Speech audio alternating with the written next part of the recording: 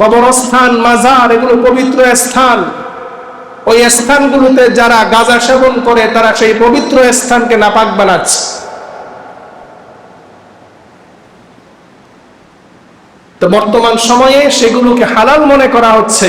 একদল লোক বলে যে আমাদের শরীয়তের দরকার নাই, আমরা মারেফাতের উচ্চ তবকায় পৌঁছে গিয়েছি, সেই জন্য আমাদের নামাজ লাগে না, রোজা লাগে না, হালাল হারাম কিচ্ছু লাগে না, আমরা সারাদিন গাঁজা সেবন করব আর নারীদের সাথে আকাম কুকাম করব। নাউজুবিল্লাহ। যিনি শরীয়ত প্রণেতা মুহাম্মদুর রাসূলুল্লাহ সাল্লাল্লাহু আলাইহি ওয়াসাল্লাম, তিনি যদি 5 ওয়াক্ত নামাজ পড়তে পারেন, তিনি যদি সকল হালাল হারাম মেনে চলতে পারেন, তোমার মতো ভণ্ড, বাটপার, শয়তান তুমি কেন এই শরীয়ত মানতে পারবে না? মুহতারাম হাজিরিন, রাসূল আকরাম সাল্লাল্লাহু আলাইহি ওয়াসাল্লাম ইরশাদ করেন, কিয়ামতের আগ মুহূর্তে শেষ জামানায় মানুষ গান বাজনা, গায়ক গায়িকা এগুলোকে মানুষ বৈধ মনে করবে। বর্তমান সময়ে সেগুলোকে আমরা বৈধ মনে করছি। পবিত্র স্থানগুলোর মধ্যে নারী পুরুষ একসাথে অবাধে নাচানাচি করছে উরুসের নাম দিয়ে।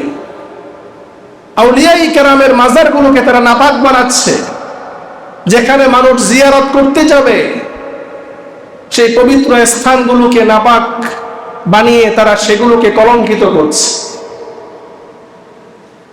মুহতারাম হাজিরিন, রাসূল আকরাম সাল্লাল্লাহু আলাইহি ওয়াসাল্লাম ইরশাদ করেছেন, সাউতানে মালউনানে ফিদ দুনিয়া ওয়াল আখিরাহ, দুনিয়ার মধ্যে দুটি আওয়াজ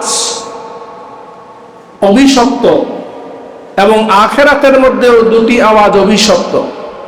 এক নাম্বার মিজমারুন ইনদা নি'মা, খুশির সময় গান বাজনা করা। মানুষ যখন আনন্দিত হয় তখন সে গান বাদ্যের আয়োজন করে। 2 নাম্বার, মানুষ যখন কোন শোকার্ত হয়, শোকার্ত হয়ে সে যখন বিলাপ করে, এই 2 ধরনের আওয়াজ অভিশপ্ত আওয়াজ। যারা গান বাজনা করে, গায়ক গায়িকা, তাদের গান বাজনা থেকে তারা যে ইনকাম করে, তাদের সেই ইনকামও হারাম। শরীয়তের মধ্যে যেই জিনিসকে হারাম করা হয়েছে সেই জিনিস থেকে উপার্জিত ইনকামও হারাম। মদ পান করা হারাম, ঠিক তেমনি ভাবে মদ বিক্রি করাও হারাম। গান বাজনা করা হারাম, ঠিক তেমনি ভাবে যারা গান বাজনার আয়োজন করে ইনকাম করে তাদের উপার্জিত ইনকামও হারাম। জিনা ব্যভিচার হারাম, ঠিক তেমনি ভাবে নিজে না করলেও জিনা ব্যভিচারের জন্য যারা জায়গা বরাদ্দ দিয়েছে, জিনা ব্যভিচারের লাইসেন্স যারা দিয়েছে, জিনা ব্যভিচারের জন্য যারা বিল্ডিং ভাড়া দিয়েছে, তাদের সেই উপার্জিত ইনকাম হারাম। মুহতারাম হাজিরিন, এই গান বাজনার কারণে রাসূল আকরাম সাল্লাল্লাহু আলাইহি ওয়াসাল্লামের ভবিষ্যৎবাণী অনুযায়ী আল্লাহ রাসূল বলেছেন, এই গান বাজনা যখন বেড়ে যাবে তখন পৃথিবীর মধ্যে বিভিন্ন রকম আযাব আসবে। রাসূল আকরাম সাল্লাল্লাহু আলাইহি ওয়াসাল্লাম ইরশাদ করেন, সায়াকুনু ফি আখিরিজ জামান খাসফুন ওয়া মাসখুন ওয়া কাসফুন, শেষ জামানায় আল্লাহ তাআলা 3 প্রকারের আযাব দিবেন। 1 নাম্বার খাসফুন, শেষ জামানায় পৃথিবীর মধ্যে ভূমিধস, ভূমিকম্প বেড়ে যাবে। আমাদের দেশে কিছুদিন আগে ভূমিকম্পের খবর মনে হয় আপনাদের নাই। ইয়া রাব্বি সাল্লি ওয়া সাল্লিম দাইমান আবাদান আলা হাবিবিকা খায়রিল খালকি কুল্লিহিম বালাগাল উলা বিকামালিহি কাশাফাত দুজা বিজামালিহি হাসুনাত জামিউ খিসালিহি।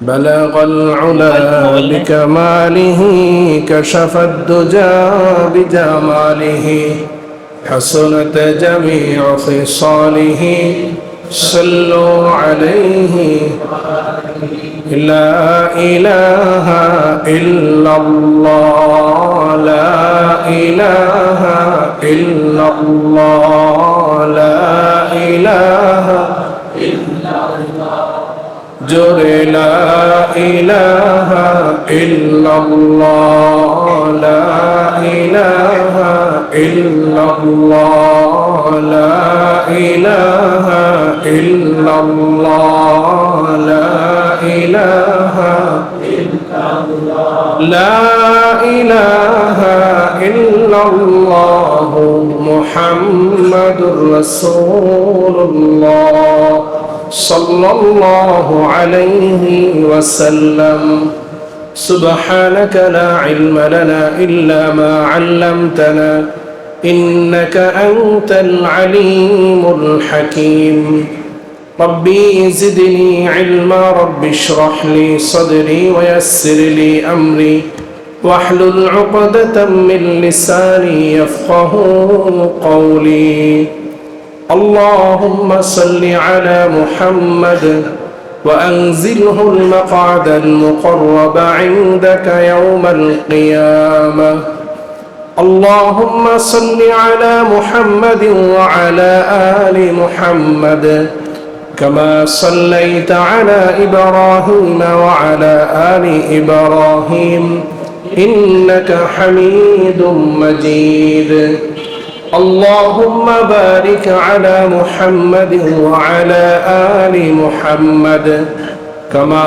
باركت على إبراهيم وعلى آل إبراهيم إنك حميد مجيد الحمد لله ثم الحمد لله উপস্থিত মুআজ্জাজ মুকাররম ওয়াজিবুল ইহতিরাম সম্মানিত উলামায়ে কিরাম আমার পরম শ্রদ্ধাভাজন পিতৃতুল্য সম্মানিত মুরব্বিয়ানে কিরাম সমবয়সী দিন প্রিয় ইসলাম প্রিয় যুবক তরুণ ভাইরা স্নেহের মাসুম বাচ্চারা পর্দার আড়াল থেকে শ্রবণরতা আমার দিনদার পর্দানিশীন সম্মানিত মা ও বোনেরা দূর দূরান্ত থেকে আগত মুহিব্বিন মুতাআল্লিকিন মুসাল্লিনে কিরাম আমরা আল্লাহ তাআলার দরবারে সর্বপ্রথম শুকরগুজার হচ্ছি যে আল্লাহ সুবহানাহু ওয়া তাআলা আজকের এই পবিত্র জুমার দিন আমাদেরকে এই মুহূর্ত পর্যন্ত সুস্থ হায়াত ঈমানি হায়াত দান করে আল্লাহ তাআলা অনুগ্রহ করে দয়া করে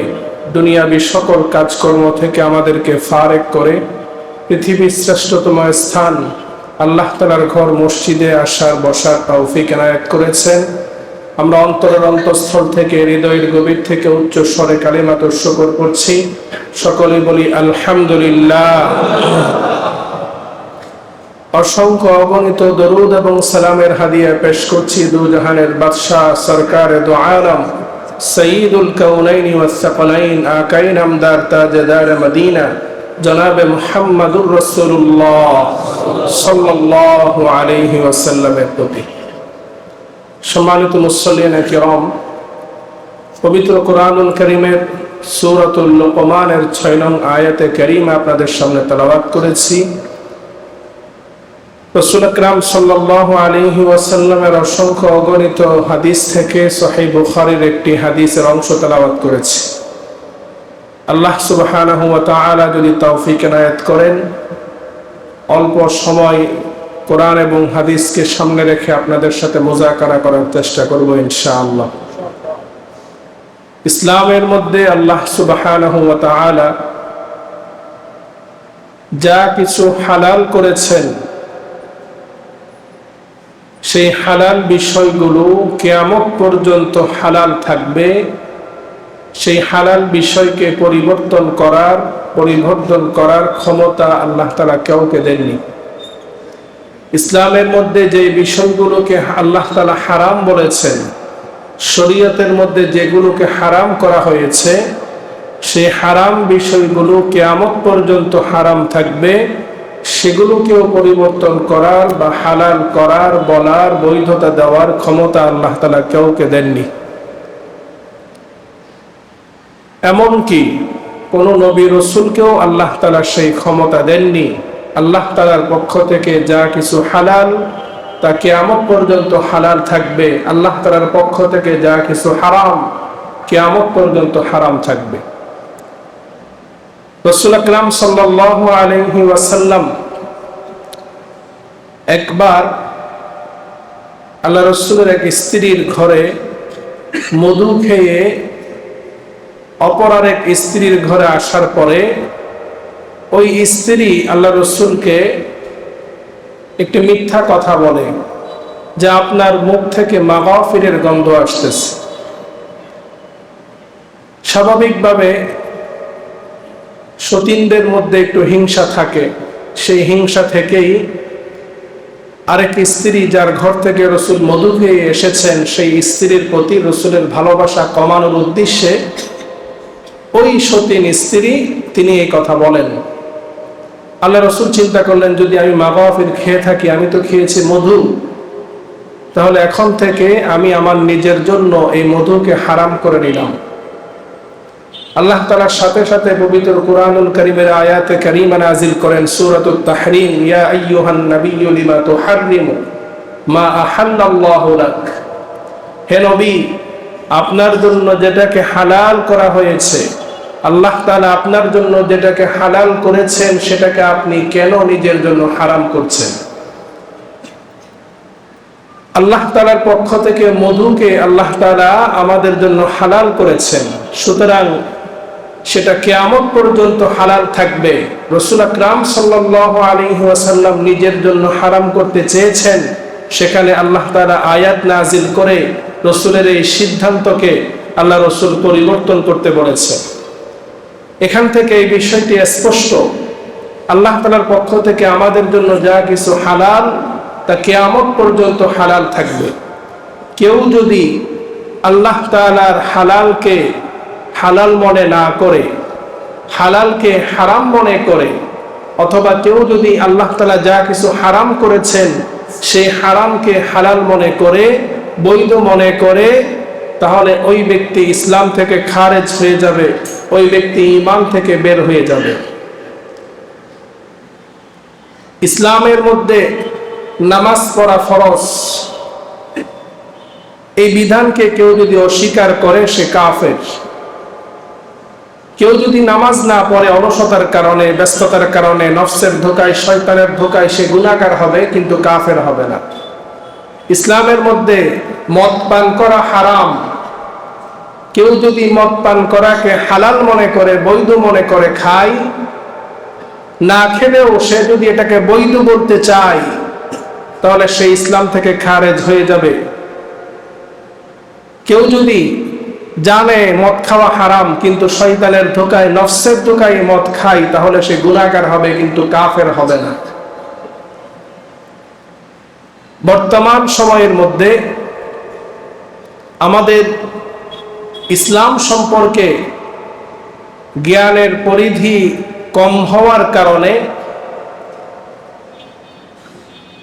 আমাদের অনেক মুসলমানের ঈমান চলে যাচ্ছে, অনেক মুসলমান ইসলাম থেকে বের হয়ে যাচ্ছে, কিন্তু আমাদের খবর নেই।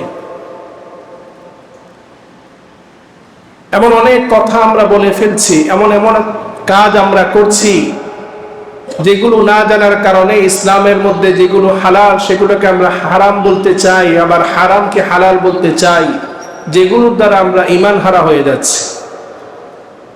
ইসলামের মধ্যে যতগুলো কবিরা গুনাহ আছে, যতগুলো হারাম বিষয় আছে, হারাম বিষয়সমূহের মধ্যে একটি হারাম বিষয়, একটি কবিরা গুনাহের নাম হলো গান বাদ্য। গান বাদ্য করা এটা ইসলামের মধ্যে হারাম, কবিরা গুনাহ। এখন কেউ যদি বলে যে গান বাদ্য এটি হালাল, এটি বৈধ, সে কি ইসলামের মধ্যে থাকবে নাকি বের হয়ে যাবে? সে ঈমানদার থাকবে না কাফের হয়ে যাবে? আল্লাহ সুবহানাহু ওয়া তাআলা পবিত্র কুরআনুল কারীমের সূরা লুকমানে ইরশাদ করছেন, وَمِنَ النَّاسِ مَن يَشْتَرِي لَهْوَ الْحَدِيثِ لِيُضِلَّ عَن سَبِيلِ اللَّهِ বিগাইরি ইলমিন ওয়া ইয়াত্তাখিযাহা হুজুয়া। আল্লাহ তাআলা বলছেন, কিছু কিছু মানুষ এমন আছে যাদের মধ্যে জ্ঞান না থাকার কারণে তারা পথভ্রষ্ট করার জন্যে তাহারা অযথা কথাবার্তা তারা খরিদ করে, অহেতুক কথাবার্তা তারা খরিদ করে। ইয়াশতারি লাহওয়াল হাদিস, লাহওয়াল হাদিসের ব্যাখ্যায় তাফসীরের কিতাবের মধ্যে এসেছে, বিখ্যাত তাবিঈ হযরতে আবু সাহাবা রাহিমাহুল্লাহ তিনি বলেন যে আমি আব্দুল্লাহ ইবনে মাসউদ রাদিয়াল্লাহু আনহুকে লাহওয়াল হাদিসের ব্যাখ্যা সম্পর্কে প্রশ্ন করেছিলাম। রাসূল আকরাম সাল্লাল্লাহু আলাইহি ওয়াসাল্লামের সাহাবী হযরতে আব্দুল্লাহ ইবনে মাসউদ রাদিয়াল্লাহু আনহু তিনি বলেন লাহওয়াল হাদিস দ্বারা উদ্দেশ্য হলো আল গিনা। তিনি বলেন ওয়াল্লাহি আল গিনা, আল্লাহর শপথ করে বলছি লাহওয়াল হাদিস দ্বারা উদ্দেশ্য হলো গান বাজনা। পৃথিবীর মধ্যে এমন কিছু মানুষ আছে যারা না জানার কারণে পথভ্রষ্ট করার জন্য এই গান বাজনার আয়োজন করে। এই গান বাজনাকে পবিত্র কোরআনুল কারীমে লাহওয়াল হাদিস বলা হয়েছে। লাহওয়াল হাদিসের ব্যাখ্যায় হযরত আব্দুল্লাহ ইবনে আব্বাস রাদিয়াল্লাহু আনহু তিনিও বলেছেন লাহওয়াল হাদিস দ্বারা উদ্দেশ্য হলো গান এবং বাদ্যযন্ত্র। এই দুটি জিনিস লাহওয়াল হাদিসের উদ্দেশ্য। আল্লাহ তাআলা বলছেন উলাইকা লাহুম আযাবুম মুহিন, যারা এই পৃথিবীর মধ্যে গান বাদ্যযন্ত্রের আয়োজন করে, গান বাজনা যারা শ্রবণ করে তাদের জন্য রয়েছে কঠিন যন্ত্রণাদায়ক শাস্তি। কিন্তু বর্তমান সময়ে গান বাজনা আমাদের জন্য এতটাই সহজ হয়ে গিয়েছে। আগে এক সময় গান শোনার জন্য, নাটক সিনেমা দেখার জন্য মানুষ মাইলকে মাইল পাড়ি দিয়ে সিনেমা হলে যাওয়া লাগত। গান বাদ্য শোনার জন্য মানুষকে অনেক কষ্ট করে রেডিওর অ্যান্টিনা লাগিয়ে তারপরে রেডিওতে তারা গান শুনতে পারত। কিন্তু বর্তমানে এই ডিজিটাল সময়ে আমাদের জন্য গান বাজনা এমন সহজ করে করা হয়েছে যে আমার হাতে, আমার টাচ মোবাইলে, অ্যান্ড্রয়েড মোবাইলে আমার যখন মনে চাই পৃথিবীর যেই গায়কের, যেই গায়িকার গান শুনতে চাই, নাচ দেখতে চাই, নাটক সিনেমা দেখতে চাই, অশ্লীলতা বেহাইয়াপনা দেখতে চাই, মুহূর্তেই আমি হাতে নিয়ে সেটা দেখতে পাচ্ছি, শুনতে পাচ্ছি। অথচ এই গান বাজনা শোনা ইসলামের মধ্যে হারাম, হারাম, হারাম।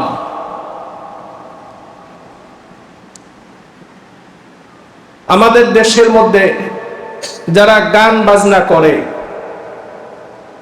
তাদের গান বাজনার আয়োজনে আমরা কখনো গিয়ে বাধা বিপত্তি জানাই না। তাদের গান বাজনার আয়োজনে আমরা গিয়ে হামলা করি না। যার মনে চাই সে গান বাজনা শুনবে, যার মনে চাই সে তাফসিরুল কোরআন মাহফিলে সে শুনবে।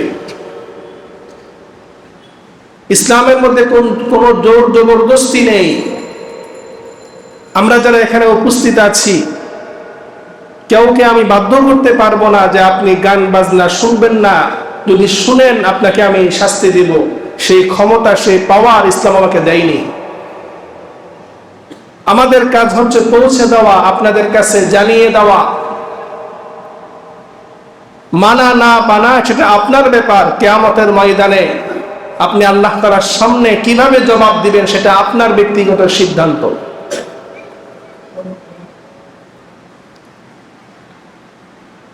আমাদের দেশে বিভিন্ন রকম গান বাজনার আয়োজন হয়ে থাকে, বিশেষ করে গ্রাম অঞ্চল সহ যাত্রাপালা, কাওয়ালি, বাউল সহ বিভিন্ন রকম গানের আয়োজন হয়ে থাকে বর্তমান সময়ে। তাফসীরুল কোরআন মাহফিল সহ ওয়াজ নসিহতের কারণে, ইসলামী মহাসম্মেলনের কারণে আগে যে গান বাজনার যে প্রচলন ছিল সেটা অনেকটা কমে এসেছে আলহামদুলিল্লাহ। সেই যাত্রাপালার গান বাজনাগুলোতে তারা এমন এমন কথা বলে, এমন এমন শব্দচয়ন তারা করে, যারা সেখানে উপস্থিত শ্রোতা তারা সেই কথাগুলো শুনে এবং বিশ্বাস করে, এবং তাদের সেই কুফরি কথা, শিরকি কথা শুনে বিশ্বাস করার কারণে যারা গান গাচ্ছে, যারা গান শুনছে, সবাই কাফের হয়ে যাচ্ছে, বেঈমান হয়ে যাচ্ছে।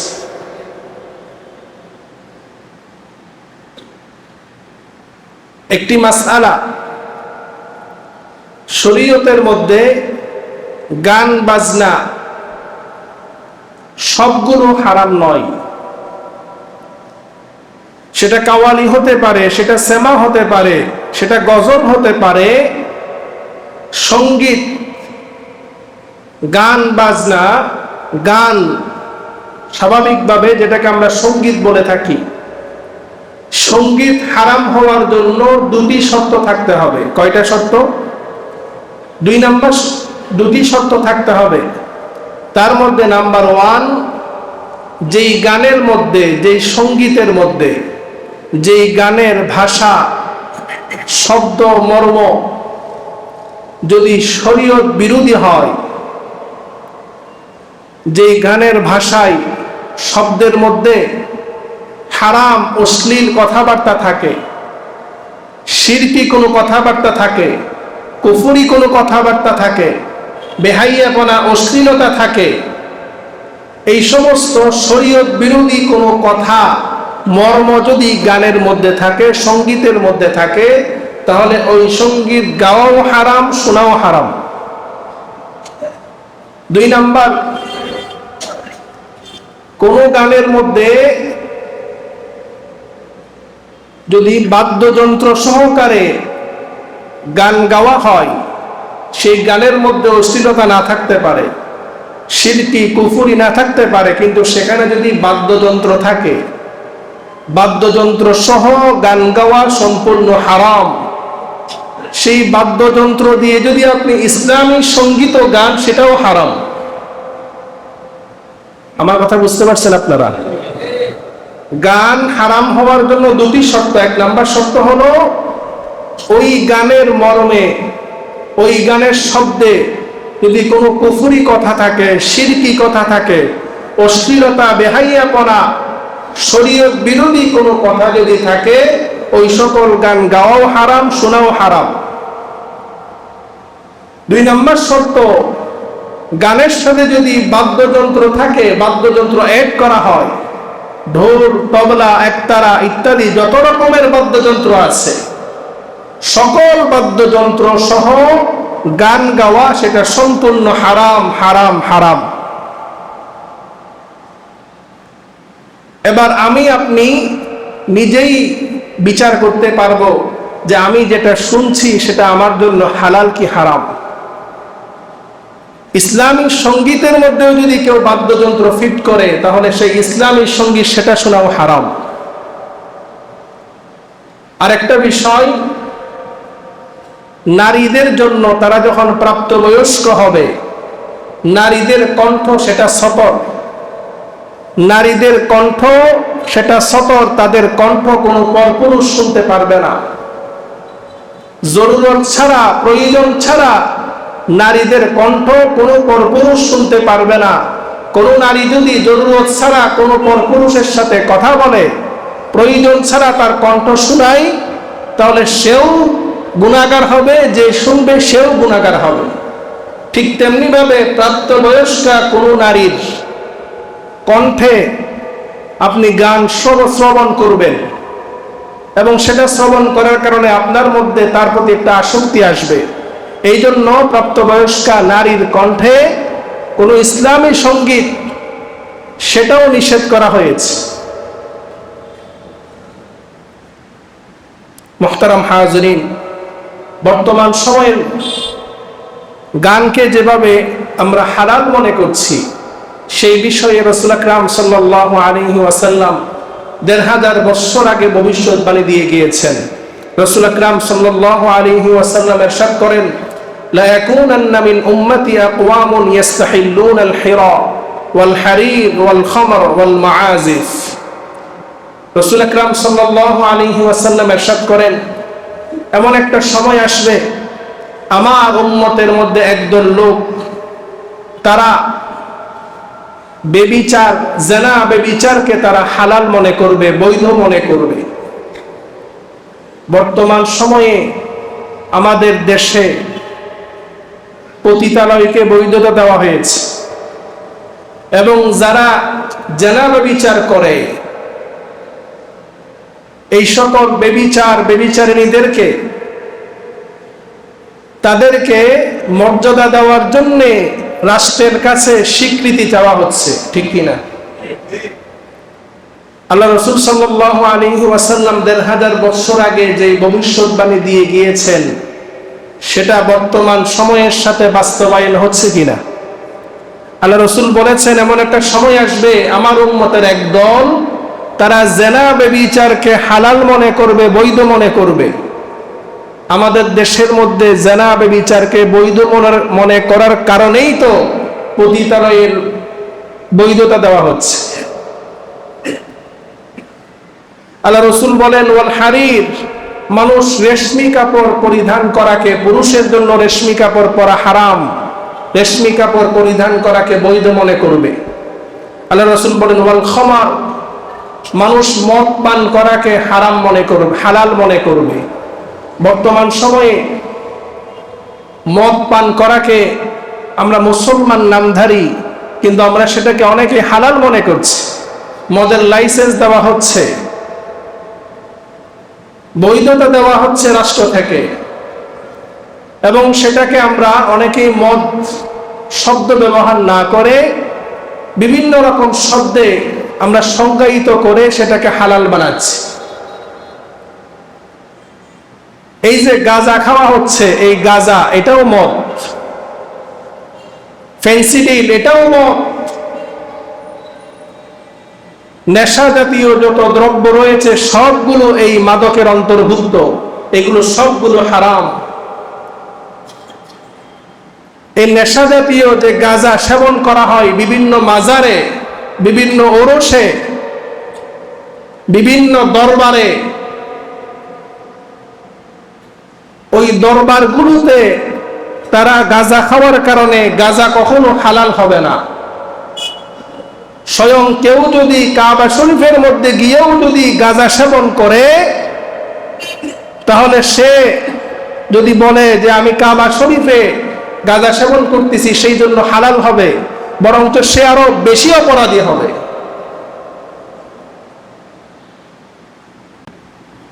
কবরস্থান, মাজার, এগুলো পবিত্র স্থান। ওই স্থানগুলোতে যারা গাঁজা সেবন করে তারা সেই পবিত্র স্থানকে নাপাক বানাচ্ছে।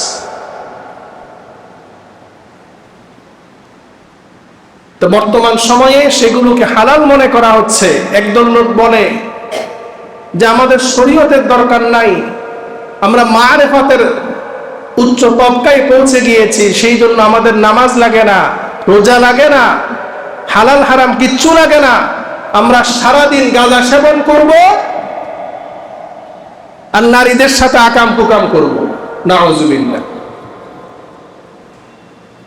যিনি শরীয়ত প্রণেতা মুহাম্মদুর রাসূলুল্লাহ সাল্লাল্লাহু আলাইহি ওয়াসাল্লাম, তিনি যদি 5 ওয়াক্ত নামাজ পড়তে পারেন, তিনি যদি সকল হালাল হারাম মেনে চলতে পারেন, তোমার মতো ভণ্ড, বাটপার, শয়তান তুমি কেন এই শরীয়ত মানতে পারবে না?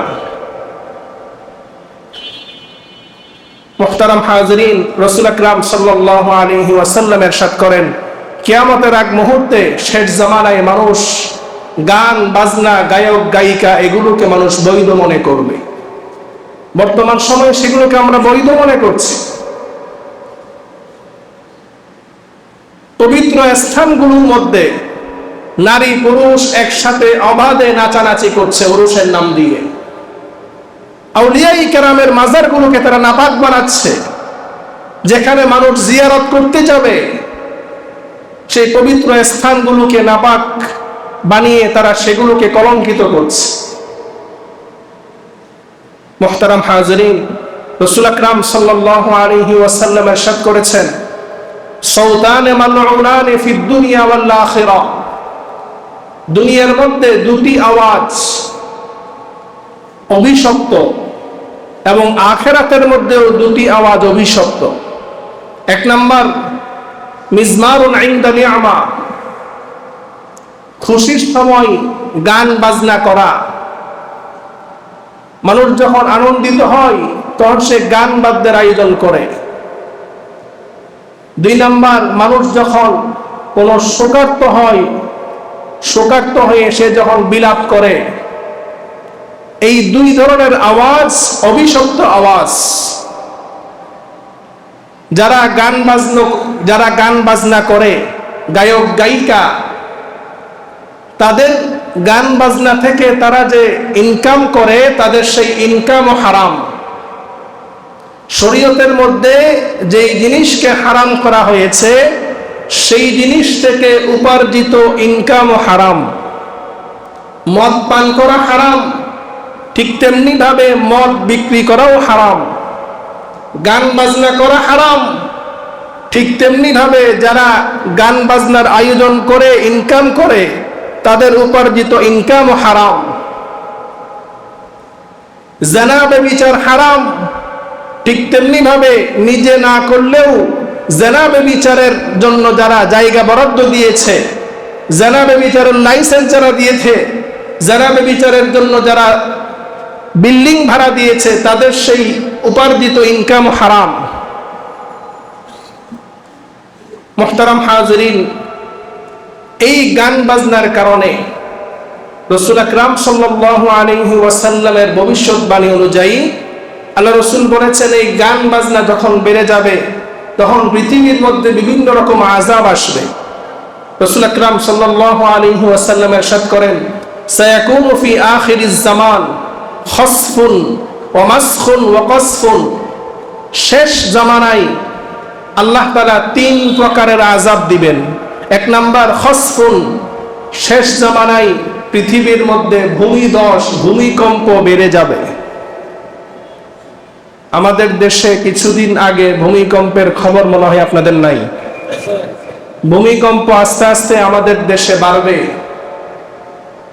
বিভিন্ন রাষ্ট্রে ভূমিকম্পের কারণে, ভূমিধসের কারণে হাজার হাজার মানুষ তারা নিহত হচ্ছেন, মারা যাচ্ছেন। সামান্য একটু নাড়া দিয়েছেন, আল্লাহ তাআলার অস্তিত্বের জানান দিয়েছেন। আল্লাহ রাসূল বলেন, শেষ জামানায় তিনটি আযাব আসবে। এক নাম্বার ভূমিকম্প, ভূমিধস। তিন নাম্বার ওয়ামাসখুন, আসমান থেকে পাথর বর্ষণ আসবে। ওয়াকাসফুন, মানুষের চেহারা বিকৃত হয়ে যাবে। কি কারণে? সাহাবায়ে কেরাম আল্লাহ রাসূলকে জিজ্ঞেস করেন, ওয়ামাতা ইয়া রাসূলুল্লাহ, এই তিন প্রকারের আযাব কি কারণে হবে, কখন হবে? আল্লাহ রাসূল বলেন, ইযা যাহারাতিল মাআজিফ, যখন দুনিয়ার মধ্যে মানুষ প্রকাশ্যে বাদ্যযন্ত্র দ্বারা মানুষ যখন গান বাজনার আয়োজন করবে। এক নাম্বার, এই তিন আযাবের প্রথম কারণ হলো দুনিয়ার মধ্যে যখন মানুষ প্রকাশ্যে বাদ্যযন্ত্রের মাধ্যমে গান বাজনার আয়োজন করবে, তখন এই সকল আযাবগুলো আসবে। এখন আমাদের সমাজে প্রকাশ্যে গান বাজনার আয়োজন আছে না নাই?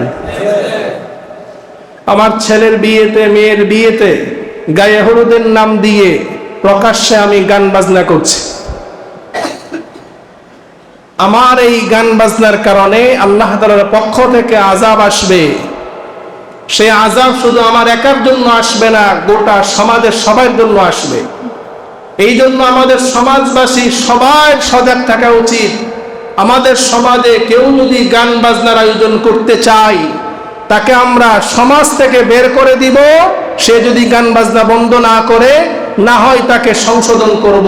এই দুটি উপায় ছাড়া আমাদের কোনো উপায় নাই। কারণ তার একজনের কারণে আমরা সবাই আল্লাহর আযাবের সম্মুখীন হতে চাই না, ঠিক কি না? মুহতারাম হাজিরিন, আল্লাহ রাসূল বলেন, ওয়াল কায়নাত, যখন সমাজের মধ্যে প্রকাশ্যে গায়ক গায়িকা বৃদ্ধি পাবে। বর্তমান সময়ে গায়ক গায়িকা, যেটা হাদিসের ভাষায় যারা আযাবের কারণ, শরীয়তের মধ্যে যাদেরকে নিকৃষ্টতম বলা হয়েছে, তাদেরকে বর্তমান সময়ে আমরা সেলিব্রিটি মনে করি। গায়ক গায়িকাদেরকে আমরা ফলো করি, ভালোবাসি। এই গায়ক গায়িকা বর্তমান সময়ের মধ্যে বেড়ে গিয়েছে। মুসলমানের সন্তানদেরকে গান শিক্ষা দিয়ে আমরা গায়ক বানাচ্ছি, গায়িকা বানাচ্ছি। যেই গায়ক গায়িকা, যেই মা বাবা নিজের সন্তানকে বানাচ্ছি, আপনার সন্তান এই দুনিয়ার জমিনের মধ্যে আপনার জন্য আযাবের কারণ। এই সন্তান যা কিছু ইনকাম করবে তা সব কিছু হারাম।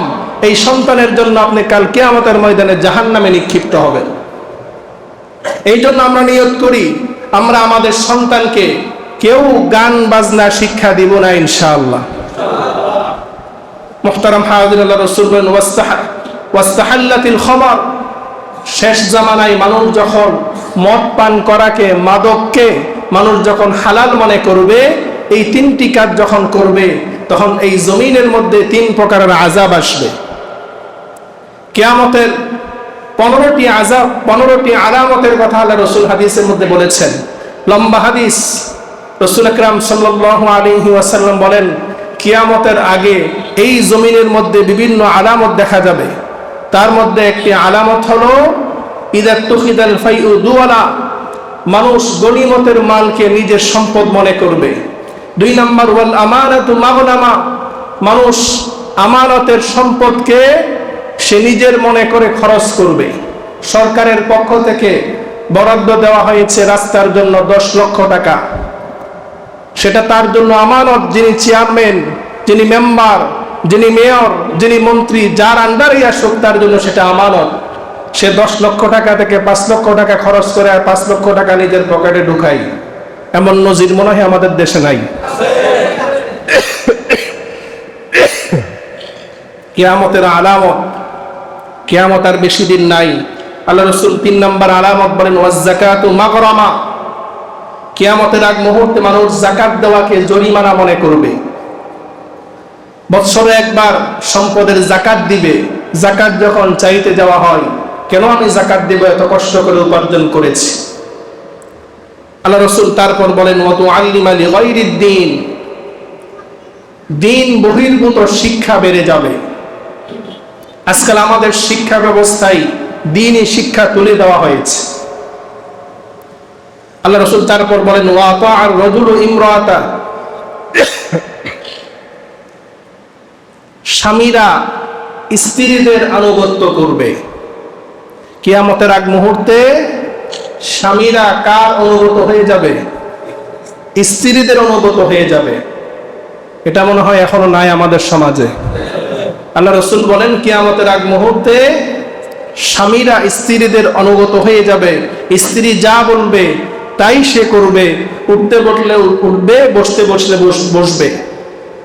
আল্লাহ রাসূল বলেন ওয়া আব্বা উম্মাহু, কিয়ামতের আগ মুহূর্তে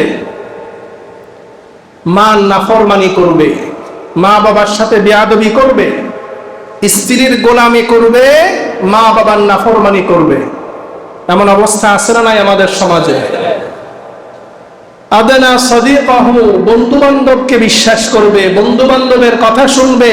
ও আকাসা আবাহু, বাবাকে অসম্মান করবে, বাবার সাথে বেয়াদবি করবে, বাবাকে কোনো পাত্তাই দিতে চাইবে না। ওয়া যাহারাতিল আসওয়াতু ফিল মাসাজিদি, মসজিদ সমূহের মধ্যে উচ্চ আওয়াজে কথা হবে। মসজিদ সমূহের মধ্যে উচ্চ আওয়াজে কথা হবে। বর্তমান সময়ে দেখা যায় আমাদের সামান্য থেকে সামান্য কোনো সমস্যা হলেই আমরা উচ্চ আওয়াজে কথা বলি। কিয়ামতের আলামত মসজিদের আদবের খেলাফ। আল্লাহ রাসূল বলেন ওয়াসারাল কাবিলাতু ফাসিকুহুম, কওমের জাতির নেতা হবে যে কিনা সবচেয়ে বেশি পাপিষ্ঠ, ওই ব্যক্তি জাতির নেতা হবে। ওয়াকানা যাঈমুল কওমি আরযালুহুম, সমাজের বিচার করবে এমন নেতা যে কিনা সবচাইতে বেশি নিকৃষ্ট, এমন ব্যক্তি সমাজের বিচার আচার করবে। ওয়া আকরামা রাজুলু মুখাফাতা শাররিহি, মানুষকে সম্মান করবে তার ক্ষতির ভয় থেকে বাঁচার জন্য। এমন মানুষ আছে না, যাদেরকে আমরা দেখলে সামনে দিয়ে অনেক সালাম দিই, অনেক তোয়াজ করি, কিন্তু তাকে সালাম দেওয়ার, তোয়াজ করার, সম্মান করার মূল কারণ হচ্ছে তার ক্ষতি থেকে যেন আমি বাঁচতে পারি। আল্লাহ রাসূল বলেন, ওয়াজাহারাতিল কায়নাতু ওয়াল মাআজিফ, কিয়ামতের আগ মুহূর্তে, কিয়ামতের একটি আলামত হলো কিয়ামতের আগ মুহূর্তে গান বাজনা এবং গায়ক গায়িকার পরিমাণ অনেক বৃদ্ধি পাবে। ওয়াশারিবাতিল খুমুর, মানুষ বেশি পরিমাণ মদ পান করবে। ওয়ালাআনা আখিযু হাদিহিল উম্মাহ ওয়া নুহা, এই উম্মত তার পূর্ববর্তী যারা গিয়েছে তাদেরকে গালিগালাজ করবে। আমাদের পূর্ববর্তী যারা আমাদের আকাবির, ইমাম আবু হানিফা রাহিমাহুল্লাহ, ওনাকেও গালমন্দ করে এমন মানুষ আছে না নাই? কিয়ামতের আলামত। তো কিয়ামতের আলামতের মধ্যে একটি আলামত হলো সমাজের মধ্যে গান বাজনা, গায়ক গায়িকা বেড়ে যাবে, যেটা কিয়ামতের আলামত। চার ইমামের সকলেই এই বিষয়ে একমত যে গান বাজনা এটা সম্পূর্ণ হারাম, হারাম, হারাম। রাসূল আকরাম সাল্লাল্লাহু আলাইহি ওয়াসাল্লাম ইরশাদ করেন, বাআসানি লিমাহফিল মাআজিফ ওয়াল মাজামির ওয়া আমরাল জাহিলিয়া, আল্লাহ তাআলা আমাকে দুনিয়াতে প্রেরণ করেছেন এই উদ্দেশ্যে, যাতে করে আমি দুনিয়াতে আসার পর জাহিলি যুগে যেই বাদ্যযন্ত্রের কথা ছিল, সকল বাদ্যযন্ত্র আমি যেন ধ্বংস করে দিই, সবগুলো যেন আমি এই জমিন থেকে উঠিয়ে দিই, এই উদ্দেশ্যে আমাকে দুনিয়াতে প্রেরণ করা হয়েছে। আল্লাহ রাসূলকে প্রেরণ করা হয়েছে বাদ্যযন্ত্র ধ্বংস করার জন্য, আর আমি রাসূলের উম্মত হয়ে কিভাবে বাদ্যযন্ত্রের মাধ্যমে গান বাজনার আয়োজন করি। মুহতারাম হাজিরিন, সাহাবায়ে কেরাম রাদিয়াল্লাহু আনহুম আজমাইন, তিনাদের অবস্থা কেমন ছিল? আল্লাহ রাসূলের সাহাবী হযরত আব্দুল্লাহ ইবনে ওমর রাদিয়াল্লাহু আনহু, তিনি একবার বাজার দিয়ে যাচ্ছিলেন। আল্লাহ রাসূলের ওই সাহাবীর একজন গোলাম ছিল হযরত নাফে রাদিয়াল্লাহু আনহু। তিনি বলেন, হঠাৎ করে গান বাজনার আওয়াজ ওনার কানের মধ্যে আসে, তিনি সাথে সাথে আঙ্গুল দুটি কানের মধ্যে প্রবেশ করিয়ে দেন। অনেক দূর যাওয়ার পর নাফে রাহিমাহুল্লাহকে বলতেছেন যে এখন গান বাজনার আওয়াজ শোনা যাচ্ছে? বলতেছে না। তখন নাফে রাহিমাহুল্লাহ জিজ্ঞেস করলেন, আপনি কানে কেন হাত দিলেন? হযরত আব্দুল্লাহ ইবনে ওমর রাদিয়াল্লাহু আনহু বললেন যে একদিন আমি দেখেছি আল্লাহ রাসূল এরকম গানের আওয়াজ শোনার পর সাথে সাথে কানে হাত দিয়েছে, অনেক দূরে যাওয়ার পর তিনি কান থেকে হাত সরিয়েছে। সাহাবায়ে কেরাম গানের ব্যাপারে কতটা সতর্ক ছিলেন। গান তো নিজে শুনেন নাই, আয়োজন তো করেন নাই, কখনো কোথাও থেকে যদি গানের সাউন্ড কানে আসছে, সাথে সাথে গান যেন ভিতরে না আসে সেই জন্য কানে হাত ঢুকিয়ে দিয়েছেন। এই জন্য মুহতারাম হাজিরিন, আমরা সকলে নিজেরা সকল প্রকারের এই গান বাজনা থেকে, নিজেরা শোনা থেকে, আয়োজন করা থেকে, নিজের সন্তানকে গান বাজনা শিক্ষা দেওয়া থেকে আমরা বিরত থাকবো ইনশাআল্লাহ। মুহতারাম হাজিরিন, সর্বশেষ কথা, আমরা জানি আমাদের দেশে একজন বাউল শিল্পী, আবুল সরকার সম্ভবত তার নাম, সে গান বাজনার করে, সেটা নিয়ে আমাদের কোনো বাধা বিপত্তি নাই, তার মনে চাই সে গান বাজনা করবে, কিন্তু সে গান বাজনা করতে গিয়ে সরাসরি মহান আল্লাহ সুবহানাহু ওয়া তাআলার শানে এমন এমন শব্দ সে ব্যবহার করেছে, এমন বেয়াদবি করেছে, যেটা আমি এই মজলিসে মুখ দিয়ে উচ্চারণ করা আমার পক্ষে সম্ভব নয়। আপনি গান বাজনা করেন, সেটা আপনার স্বাধীনতা, কিন্তু আপনি সেই গান বাজনার মধ্যে যদি আমার আল্লাহর শানে কটূক্তি করেন, আল্লাহর শানে বেয়াদবি করেন, আমি একজন মুমিন হিসাবে, মুসলমান হিসাবে আমি বসে আঙ্গুল চুষব না। আপনার বাক স্বাধীনতা যদি আল্লাহর শানে বেয়াদবি করা হয়, তাহলে আমার হাতের স্বাধীনতা হলো সেই হাত দিয়ে আপনার কল্লা জমিনটা, আপনার কল্লা উড়িয়ে দেওয়া, ঠিক কিনা? মুহতারাম হাজিরিন, আল্লাহ তাআলার শানে বেয়াদবি করার কারণে প্রশাসন তাকে গ্রেফতার করেছে, সেই জন্য প্রশাসনকে আমরা ধন্যবাদ জানাই। সে শুধু আল্লাহর শানে বেয়াদবি করেই ক্ষান্ত হয় নাই, তার অনেকগুলো ভিডিও আমি দেখেছি যে সরাসরি কোরআন নিয়ে ঠাট্টা মশকরা করেছে, কোরআনের অর্থ বিকৃত করেছে। একটা গানের মধ্যে সে বলতেছে কুল আউযু বিরাব্বিন নাস। আল্লাহ তাআলা কোরআনে সূরা নাসের মধ্যে নাস কেন বলছে জানো? কারণ আমাদেরকে বেশি বেশি নাচতে বলছে আল্লাহ। নাউযুবিল্লাহ। সে বলে যে আল্লাহ আমার সাথে আসছে, এখানে আল্লাহকে খাওয়াইয়া দাওয়াইয়া পাঠাই দিয়েছি। নাউযুবিল্লাহ। সে এমন কথা বলে যে আল্লাহর মুখ, এই শব্দ আমার বলতে আমার লজ্জা লাগছে, যে আল্লাহ তাআলার মুখ এবং লজ্জাস্থান দুটোটা এক হয়ে গেছে। আল্লাহ তাআলার সানে যে গুস্তাখি সে করেছে, বেয়াদবি এই বাউলরা করে যাচ্ছে প্রতিনিয়ত, তাদেরকে যদি রাষ্ট্রীয়ভাবে তাদেরকে যদি বিচারের সম্মুখীন করা না হয়, তাদেরকে যদি উপযুক্ত শাস্তি দেওয়া না হয়, তাহলে বাকি অনেক বাউলরা আছে, তারা আবারও প্রকাশ্যে আল্লাহ এবং আল্লাহ রসুলের শানে, কোরআন হাদিসের শানে তারা বেয়াদবি করবে। আমাদের দেশকে নিয়ে বিভিন্নভাবে ষড়যন্ত্র হচ্ছে। সেই ষড়যন্ত্রের মধ্যে একটি ষড়যন্ত্রের অংশ হলো এই বাউলরা আমাদের দেশের মধ্যে মুসলমান একে অপরের সাথে দাঙ্গা লাগানোর একটি ষড়যন্ত্র তারা করছে। আমাদের দেশের সুশীল যারা আছে, বামপন্থী যারা আছে, তারা নামে মুসলমান, তারা বাউলদের পক্ষে বিবৃতি দিচ্ছে, আমল সরকারের মুক্তি দাবি জানাচ্ছে। একবারের জন্য আল্লাহর শানে বেয়াদবি করার কারণে, কোরআনের সাথে বেয়াদবি করার কারণে এই নিন্দা তারা এখনো পর্যন্ত জানাতে পারে নাই। সুতরাং রাস্তা দুটি, হয় আমরা ডান দিকে যাব, না হয় বাম দিকে যাব। ডান দিকে আল্লাহ এবং আল্লাহ রসুলের আদর্শ, বাম দিকে হলো শয়তানের আদর্শ, আবু জাহেল আবু লাহাবের আদর্শ, নাস্তিকদের আদর্শ। আপনার কাছে যদি আল্লাহ এবং আল্লাহ রসুলের চাইতে, কোরআনের চাইতে ওই বাউলের মর্যাদা বেশি হয়ে থাকেন, তাহলে আপনি সেই বাউলের পক্ষ নিয়ে আপনি বাম দিকে চলে যান। আর আমরা যারা মুসলমান, আমাদের কাছে ওই বাউলের চাইতে আল্লাহ এবং আল্লাহ রসুলের সম্মান মর্যাদা হাজার কোটি গুণ বেশি, ঠিক কিনা? এই জন্য আমরা বর্তমান সরকারকে বলতে চাই, বর্তমান ইউনূস সরকারের আমলে এই বাউলদেরকে আশকারা বেশি দেওয়া হচ্ছে, তাদের পক্ষে সাফাই গাওয়া হচ্ছে। বাউলের এই অন্যায়ের বিরুদ্ধে আজ পর্যন্ত ইউনূস সরকারের পক্ষ থেকে কোনো বিবৃতি আসে নাই, বরঞ্চ এই বাউল সরকার বেয়াদবির পরে সাধারণ মুসলিম জনতা যখন সেটার প্রতিবাদ জানিয়েছে, সেটার বিরুদ্ধে বিবৃতি দিয়ে সাধারণ মুসলিম জনতাকে গ্রেপ্তারের সারাশি অভিযানের হুমকি তারা দিচ্ছে। আমরা অবিলম্বে এই বাউল সরকারের যথাযোগ্য উপযুক্ত শাস্তির মাধ্যমে এই দেশে আল্লাহ এবং আল্লাহ রসুলের শানে যারা বেয়াদবি করবে তাদের জন্য ফাঁসির দণ্ড বাস্তবায়ন চাই, ঠিক কিনা? আমরা সাধারণ মুসলিম যারা, আমরা নিজেদের হাতে আইন তুলে নিব না। রাষ্ট্র তাদের কাজ, তাদের দায়িত্ব ঠিকভাবে পালন করবে, কিন্তু রাষ্ট্র যদি তাদের দায়িত্ব সঠিকভাবে পালন করতে না পারে, আল্লাহ এবং আল্লাহ রসুলের মহাব্বতের আগুন যখন একজন ইমানদারের কলবে জ্বলে উঠবে, তখন আপনারা কেউ বাধা দিয়ে দমিয়ে রাখতে পারবেন না। আল্লাহ তাআলা আমাদের রাষ্ট্রের যারা দায়িত্বশীল আছে তাদেরকে সঠিক বুঝ দান করুন।